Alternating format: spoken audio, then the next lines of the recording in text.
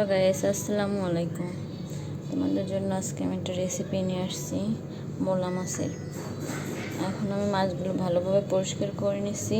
তারপর এখন আমি পেঁয়াজ কুচি দিয়ে দিচ্ছি। পেঁয়াজগুলো দেওয়া হলে আমি এখানে টমেটো কুচি দিয়ে দিচ্ছি। তারপরে আমি কাঁচামরিচ দিয়ে দিচ্ছি। তারপরে আমি কিছু রসুন কেটে রেখেছি, ওগুলো দিয়ে দিচ্ছি। তারপরে আমি একটু আলু দিয়ে রান্না করবো আজকে, তাই অল্প একটু আমি আলু নিচ্ছি। তোমরা আলুটা বাদ দিলেও দিতে পারো, কোনো সমস্যা নেই। আমার কাছে একটু ভালো লাগবে মনে হইতেছে, এর জন্য আমি দিলাম।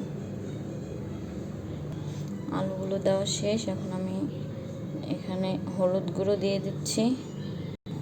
তেলটা আমি আগেই দিচ্ছি। এরপর আমি একটু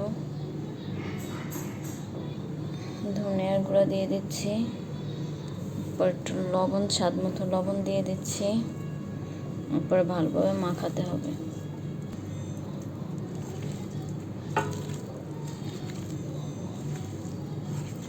হাত দিয়ে মাখালে একটু স্বাদটা বেশি পাওয়া যায়। মাখানো হয়ে গেছে, এখন আমি হালকা একটু পানি দিয়ে নেব।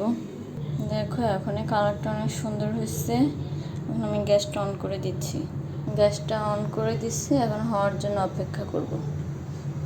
ফিরে আসছি 5 মিনিট পর।